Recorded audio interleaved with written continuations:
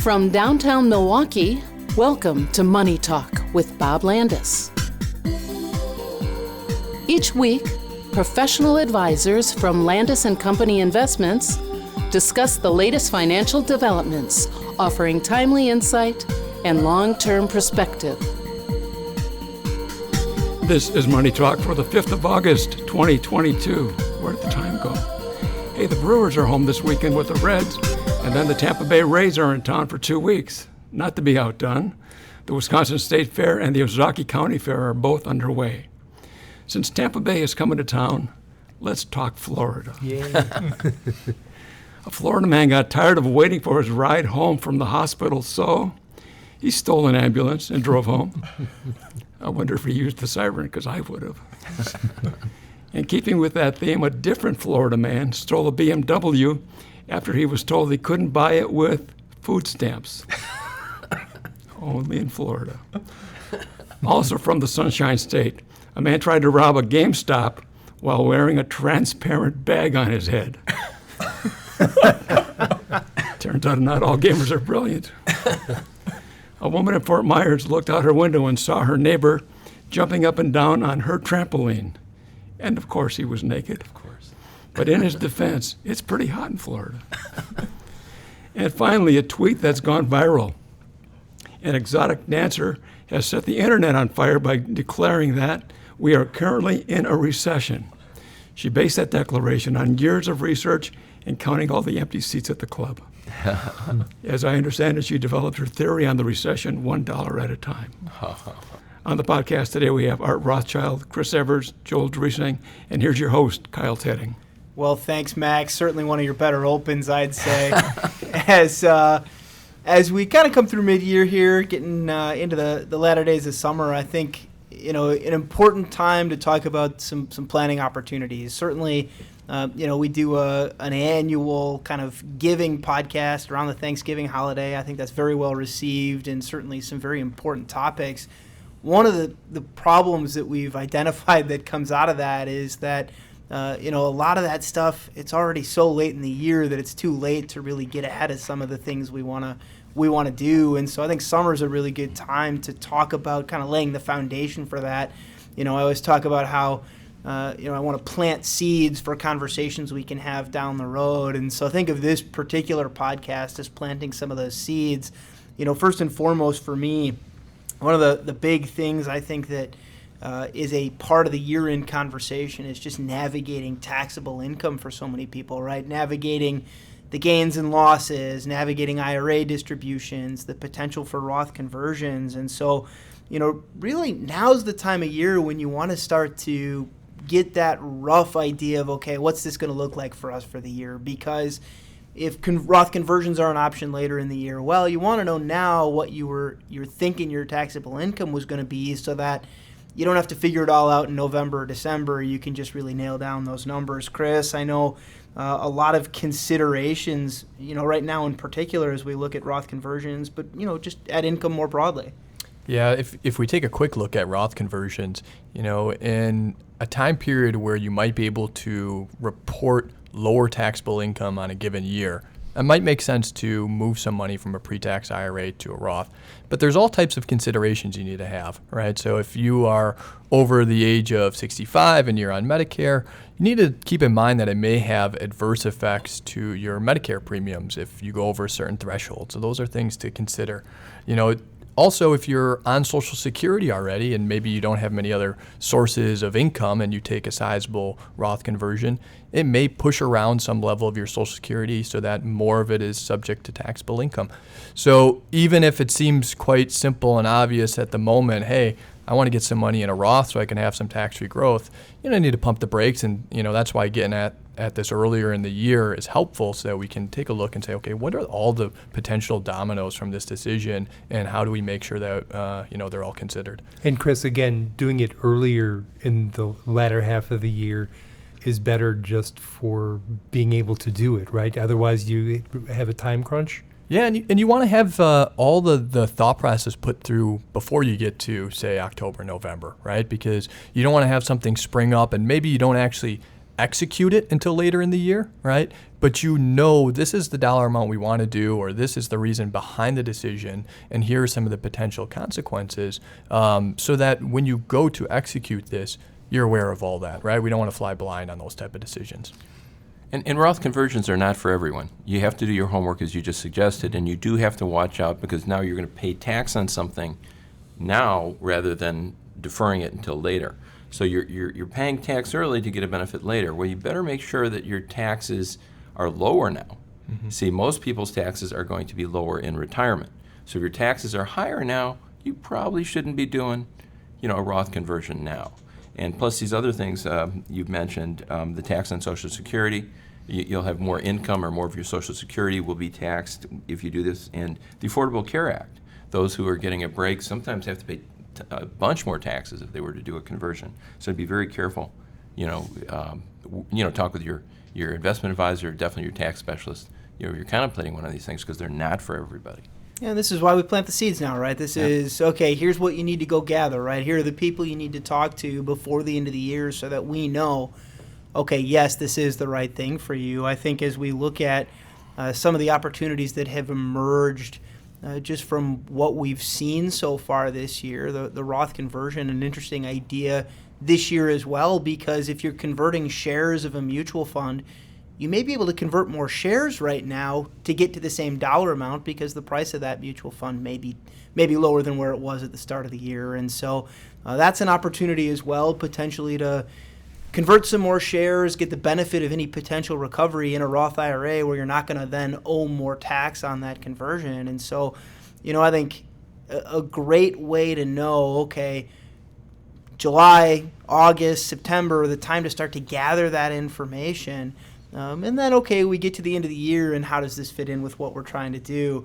I think another big thing that comes up, as markets go up and down is the opportunity to recognize losses in our accounts. Year end is when we see a lot of capital gains distributions. It's when we're doing a lot of potential selling, to fund cash for the next year's distribution. And so often that comes with some potential tax liability. But an interesting opportunity for a lot of investors right now, Art, to maybe recognize some losses on things they hold in their account, but also maybe not change their allocation all that much while they're doing it unless they want to. Yeah, the wash sale rules require that you don't buy the same thing, I believe, within 30 days. And you have to be careful not to overlap doing, you don't want to buy the same fund in an IRA that you just sold to take a tax loss. But one of the things you mentioned earlier, too, is, for example, bonds. Tax-exempt bonds have not had a good year. So if you have losses, you can get out of a Vanguard fund and go into a Fidelity fund, for example, or an American fund, vice versa. Or you can change duration. You can go from a longer duration fund to a shorter duration fund. And same thing with stocks. I mean, maybe you had a lot of growth stocks because it was the best place to be the past 10 years. Maybe you have a loss this year because they've been hammered so much. You might want to stay, if you want the same allocation, you go from fund A to fund B, just so it's not the same fund. Or you might want to buy more dividend-paying stocks. So it's a great opportunity to adjust your portfolio and get a tax benefit, despite the fact that you've lost money, but you're going to get it back on your tax return. You're limited to $3,000 a year against ordinary income, plus it can offset any other capital gains that you might have. Plus you can carry it over forever. So you develop a huge, cache of these things that you can use in the future to offset inevitable capital gains distributions. Well, and Art, I think that optionality is key. And Chris, there's plenty of reasons why maybe you want to recognize some losses now because there's something down the road that you might want to do to, use up some of those losses, offset some gains, or take some tax liability off the table in other places. Yeah, so if you're realizing some losses, you should also be considering that as an opportunity of, well, is there something else that's got a gain in the portfolio that I've been looking to get rid of, but I've been sitting on such a large tax liability from potentially selling this that I've been reluctant to do so. Well, if you're able to harvest a tax loss in one area of the portfolio, take a look and see if, does this give me an opportunity to essentially wash the slate clean on some other position that I've been looking to sell, and have the two, gains and losses wipe each other out. Other things I consider is people that have stock options or restricted stock units through their work. And, some people hold on to those those after they're vested, and don't turn around and sell them right away, even though typically my preference is just, hey, treat that like additional level of income from your work and sell it right away. But if you haven't, and maybe the movement on price has allowed for you to sell that now without additional tax liability, now's a good opportunity to do that, so you can move funds into a more diversified place instead of owning too much of your own company stock, which I don't think I need to explain why that's probably a bad idea to do. One of the other things we can do is we're recognizing losses is just hold some cash for potential needs down the road. And Art, I think far too often we dismiss the importance of the role of cash, right? And so maybe now more than we've seen in a very long time, cash is an even more important part of a well-balanced, well-diversified allocation. And Art, I was hearing you talk before about that there are more places to put cash when you have it now. Yeah, cash is going to be more attractive now than it has been in years. These interest rate increases that we've seen the Fed doing and that they will be doing should mean that eventually our local banks are going to have to raise rates. But in the meantime, there are online banks that offer very high interest rates on money market funds. There's something called an I-bond that you could get from the government if you can get through all the red tape. To get it, you're limited to $10,000 per person per year, plus anything you receive from a tax refund. So I like cash. The thing about cash that psychologically is good for especially retired investors as well as anyone else is it may get you to spend a little more money. It may enable you to feel better about spending money when your long-term investments, which will fluctuate, are fluctuating. So I love cash. CD rates are going up, and you're going to see them continue to rise as the Fed continues this effort to stifle inflation. Yeah, and I think far too often we wait until year end to talk about what we're going to need next year, right? That December's the time to kind of look at our balance sheet or our statement of cash flows from the last year, right? How much money as a household did we really spend and go, okay, this is what we're going to need now for the next year. I think the reality is it's too late by then to really figure out where you're going to take it from. You've limited your choices, and so having cash, talking now while we're months away from actually needing to make those decisions, talking now about what that might look like, I think is a better opportunity than maybe forcing the hand later in the year. And so again, just trying to plant that seed for here's another conversation you can have right now. I think as we look at some other year-end things that we tend to do, things like charitable gifting, a reminder that it isn't just the year-end when these charities need and are able to use this money. And so there's no reason why, if you're planning to give them money anyways at the end of the year, consider bringing it forward earlier into the year. And of course, there's lots of ways beyond simply writing a check to do that. You can listen in, Thanksgiving every year, and we talk about all the different ways to do that. But Chris, maybe an important reminder here on if you're gifting shares, just how you might want to accomplish that. Yeah, and obviously a tax accountant would be happy to help you with some of these. But if you have appreciated shares, that's usually the best thing to donate, because you can essentially send that tax liability out as well, and then the charitable organization doesn't have to face any actual taxes from liquidating that security. Things you got to be careful of: if you purchased a security and have a gain on it, but you purchased it within a year and it's a short-term gain, that's probably not the type of security that you would want to gift. Likewise, if you're actually sitting on a loss on a security, it's probably not the most tax efficient to gift that security, right? Find something else that you'd be able to send to the charity, whether that be cash or some other more appreciated security, because frankly, you could harvest the tax loss on that security and send them the cash, and it'd be better for you. So, think through some of these things, right, of different options that are out there. There's nothing wrong about being as efficient as possible and tax-friendly as possible with the money that you send to a good cause. Yeah, and I think critical that even if you're not ready to send it now, you're putting that plan in place. You're giving yourself time to really confirm that that's what you want to do, that this is the most advantageous way to do it.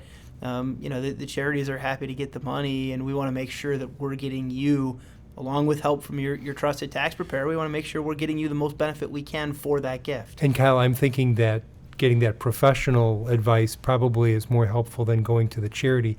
I think a lot of charities probably aren't equipped to help investors in those ways? Yeah, that's key. I mean, there are so many different ways that they can receive charitable gifts. Not all of them are even set up to receive shares of a particular stock. And so one more reason why you want the lead time, right, is maybe that charity needs some help setting up the type of account that's necessary to receive what you want to give them. And they'd be happy to do it if they knew what they were supposed to be doing. And so, sometimes, to your point, Joel, I think that the charity may not be the place to ask, what do you want? The charity may be the place to say, how can I help make sure that what we want to give you is the thing that you're ready to receive?